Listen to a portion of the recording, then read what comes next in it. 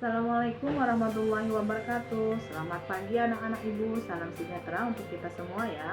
Semoga kalian dalam keadaan sehat walafiat. Nah, dalam video pembelajaran kali ini, ibu akan menyampaikan video pembelajaran lanjutan dari materi kita minggu lalu. Nah, sebelum ibu melakukan pembelajaran, alangkah baiknya ibu ingin kalian untuk like, komen, dan subscribe agar ibu semakin rajin dalam pembuatan video pembelajaran kali ini. Selamat menyaksikan. Oke, kita ke materi pembelajaran kita ya. Di sini ada prakarya dan kewirausahaan. Nah, di sini ibu akan menjelaskan tentang materi pembahasan lanjutan dari minggu lalu. Di sini ibu akan sampaikan dulu ada kompetensi dasarnya. Yang pertama itu adalah menyusun perencanaan usaha kerajinan dari bahan limbah berbentuk bangun datar sebagai solusi dari masalah lingkungan hidup meliputi ide, peluang usaha, sumber daya, administrasi, dan pemasaran. Kemudian, tujuan pembelajarannya diharapkan kalian mampu menyusun perencanaan usaha kerajinan dari bahan limbah berbentuk bangun datar sebagai solusi dari masalah lingkungan hidup meliputi ide, peluang usaha, sumber daya, administrasi, dan pemasaran, serta menyusun perencanaan.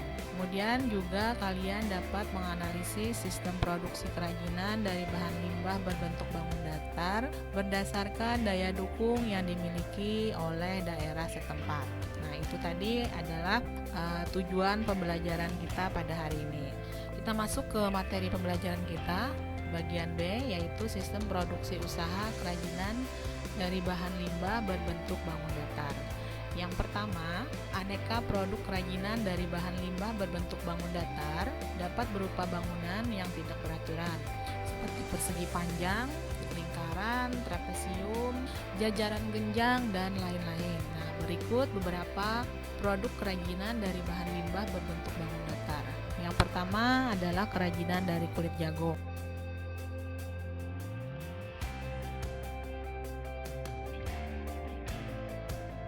Kerajinan kulit jagung adalah karya kerajinan yang berbahan dasar sederhana. Nah, yang semula dikira tidak bernilai menjadi kerajinan kulit jagung yang bernilai tinggi. Nah, biasanya kulit jagung yang semula dianggap tidak berguna ini ternyata bisa dibuat menjadi sebuah produk kerajinan seperti bunga, kipas, dan sebagainya.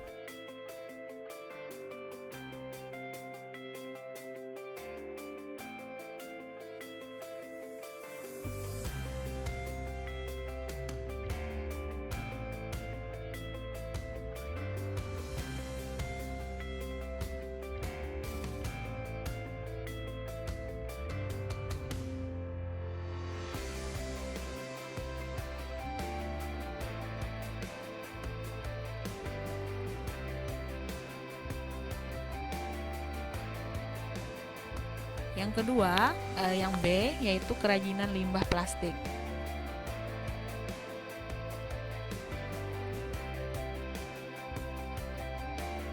Kebanyakan orang beranggapan bahwa kantong plastik sampah yang tak ada gunanya itu, namun di mata pengrajin, kantong plastik dapat dijadikan sebuah kerajinan tangan yang bisa menjadi alternatif sebagai peluang usaha. Nah, apalagi di era modern saat ini, plastik merupakan bahan yang paling diminati dan menjadi kebutuhan setiap orang.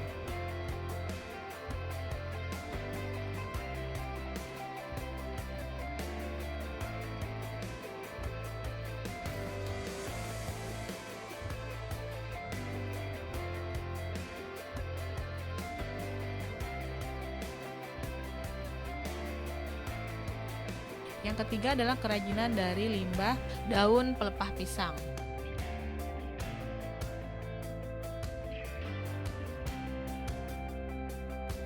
Nah, limbah pelepah pisang mudah didapatkan di berbagai tempat. Hal ini dikarenakan pohon pisang mudah tumbuh di permukaan tanah dengan kondisi bermacam-macam. Nah, Nah, dengan bermodalkan kreativitas yang tinggi untuk selalu berinovasi, limbah pelepah pisang yang dulunya terbuang kini bisa diubah menjadi kerajinan yang berpeluang menjadi usaha baru yang menghasilkan untung besar bagi setiap pelakunya. Nah, jika diperhatikan, terdapat pesona unik dan menarik yang dihasilkan dari pelepah pisang, yaitu misalnya garis serat-serat yang ada di permukaan pelepah pisang. Nah, itu yang bisa menjadikan daya tarik dari para konsumen.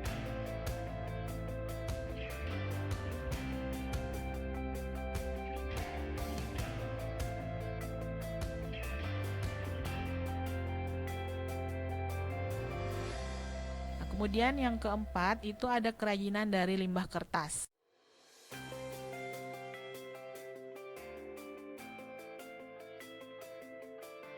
Kertas merupakan salah satu sumber sampah terbesar terhadap lingkungan di sekitar kita. Mulai dari sampah kertas, buku, koran, kemudian di pasar-pasar juga banyak terdapat. Nah, untuk mengurangi limbah kertas, kita bisa menjadikan kerajinan ini bernilai tinggi, dan bisa menghasilkan uang. Limbah kertas dapat digunakan sebagai kerajinan seperti anyaman, kemudian teknik melipat, kemudian menggulung, kemudian disobek. Nah, ini adalah beberapa teknik kerajinan yang bisa dilakukan untuk membuat kerajinan dari bahan baku kertas tadi. Nah, itu kemudian bisa kalian bikin menjadi kotak tisu, kemudian vas bunga, kemudian hiasan dinding, dan lain-lain.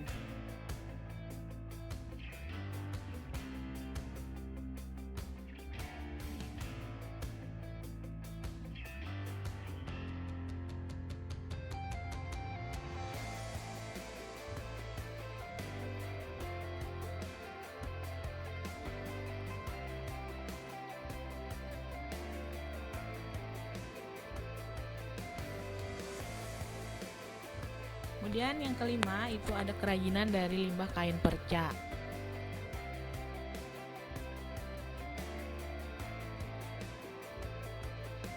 Bagi pelaku bisnis konveksi, mungkin kain perca hanya dianggap sebagai bagian dari limbah yang tidak memiliki ekonomi atau harga jual ya. Namun halnya bagi para pelaku bisnis kreatif daur ulang, memanfaatkan kain perca sebagai bahan baku utama membuat aneka kerajinan menjadi salah satu peluang bisnis yang sangat menguntungkan. Nah, dari kain sisa jahitan ini tadi bisa menjadikan sebuah bisnis yang bisa menghasilkan nilai yang tinggi. Nah, biasanya ini diikuti dengan kreasi para pengrajin. Nah, misalnya dibikin sarung bantal, spray, keset, taplak meja, kotak pensil, dompet, dan lain sebagainya.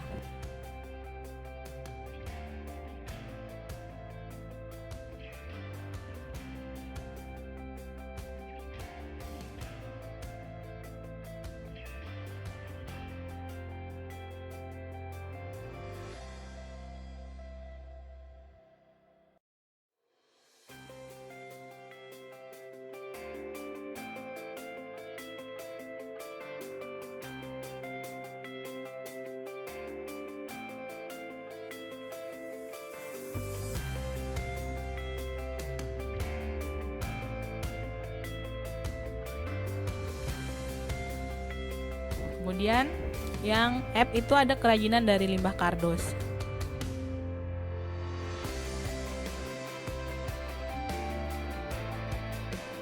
Nah, selain kerajinan tangan dari bahan bekas plastik, kardus pun juga bisa dimanfaatkan sebagai alat sumber dari kerajinan tangan. Mulai dari kardus tebal, kardus tipis, nah itu bisa digunakan sebagai kerajinan.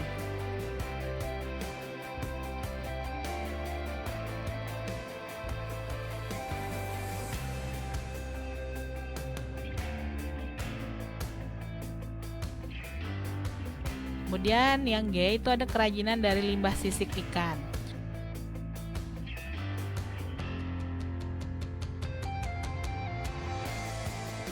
Nah, sisik ikan biasanya hanya dibuang, namun di tangan orang yang kreatif bisa dimanfaatkan menjadi kerajinan yang sangat indah dan bernilai ekonomi tinggi. Nah, limbah sisik ikan bisa dijadikan sebagai bahan utama membuat kerajinan tangan seperti anting-anting, cincin, kalung, bros, dan gelang. Nah, hasilnya lebih terlihat unik, artistik, dan menarik.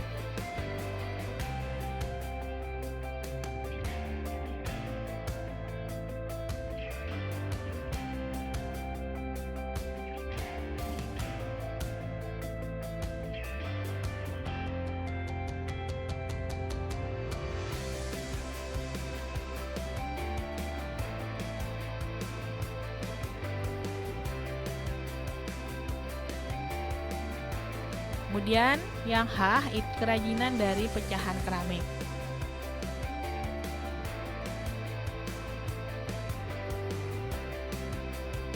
Nah, memanfaatkan limbah pecahan keramik untuk diolah menjadi karya kerajinan tentunya sesuai dengan pekerjaan dan yang unik dan manfaat. Nah, pecahan-pecahan keramik dapat dijadikan sebagai hiasan mozaik atau hiasan yang lainnya.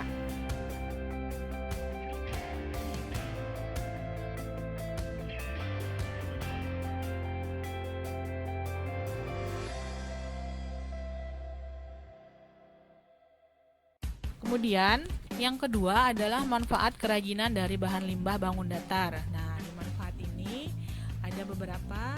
Yang pertama ada manfaat produk kerajinan sebagai benda pakai. Nah, produk kerajinan dapat berfungsi sebagai benda pakai. Maksudnya, dari fungsi kerajinan sebagai benda pakai yaitu benda tersebut dapat digunakan dalam aktivitas sehari-hari. Contohnya seperti sendal, kemudian tempat pembuangan sampah, dan lain-lain.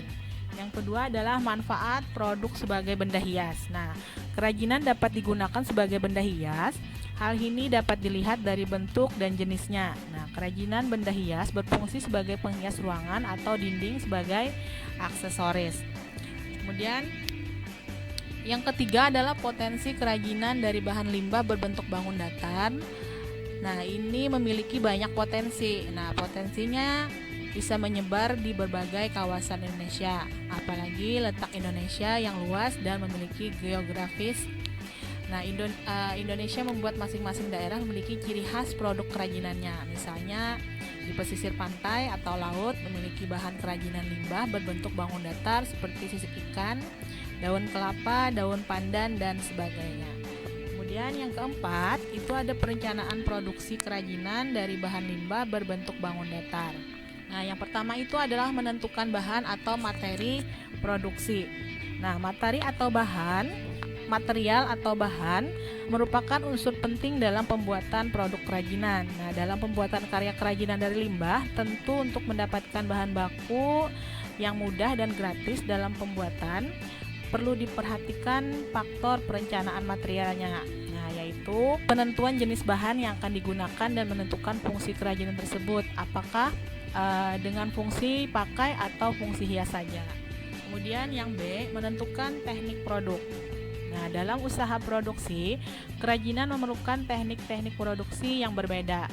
Dalam hal ini, teknik produksi berperan dalam proses produksi kerajinan dari bahan limbah. Kemudian penentuan produksi ini dibutuhkan agar mekanisme kerja efektif dan efisien. Kemudian yang kelima, ada alat dan bahan yang dibutuhkan dalam memproduksi kerajinan dari limbah berbentuk bangun datar. Nah, alat dan bahan untuk membuat karya kerajinan disiapkan sesuai dengan kebutuhan, artinya disesuaikan dengan jenis, fungsi, dan model produk yang akan kita buat. Adapun berbagai macam peralatan yang digunakan untuk membuat karya kerajinan, antara lain seperti pensil, kertas gambar untuk merancang, kemudian spidol, komputer, apakah diperlukan untuk rancangan berbentuk digital. Nah, yang keenam adalah produksi kerajinan dari bahan limbah berbentuk bangun datar. Nah, prosesnya dalam proses produksi kerajinan dalam limbah berbentuk bangun datar harus memperhatikan 3 hal pokok, yaitu bentuk, fungsi, bahan, dan bentuk biasanya berhubungan dengan keindahan dan keunikan suatu karya kerajinan. Adapun fungsi kerajinan berkaitan dengan apakah kerajinan tersebut merupakan fungsi pakai atau fungsi hias tadi. Nah, adapun bahannya berkaitan dengan material yang dijadikan untuk membuat karya kerajinan tadi. Kemudian yang terakhir itu adalah pengemasan produk kerajinan dari bahan limbah berbentuk bangun datar. Nah, dalam pengemasan, kemasan merupakan tahapan akhir dari memegang peran penting dalam usaha kerajinan dari bahan limbah. Kemasan dapat semenarik mungkin sehingga menggugah konsumen untuk tertarik membeli. Nah, kemasan akan menjadi daya tarik pembeli apabila kita bisa mengolah dan menampilkan hasil produk jual kita. Nah, seperti itu biasanya bisa kita gunakan dalam bentuk jenis, kemudian warna, dekorasinya. Nah, apakah itu sudah menarik atau belum? Nah, adapun kriteria yang harus diperhatikan dalam pengemasan itu biasanya antara lain adalah bahan kemasan atau wadah penyajian dapat melindungi produk dari berbahan risiko yang datang dari luar. Kemudian apakah bahan kemasan tersebut tidak berbau? Kemudian apakah bahasan tersebut harus memiliki daya tarik terhadap konsumen? Kemudian kemasan mudah didapat, artinya tidak sulit untuk mencarinya. Kemudian dalam wadah disertakan label, kemudian nama produk, tanggal, nama produsen, kemudian berat bersih, komposisi, merek dagang, tanggal kadaluarsa, dan efek samping. Sampai di sini dulu ya video pembelajaran kita kali ini. Ibu harapkan kalian bisa paham dan mengerti akan pembahasan materi yang telah Ibu sampaikan. Kita bertemu kembali di video pembelajaran selanjutnya. Assalamualaikum warahmatullahi wabarakatuh.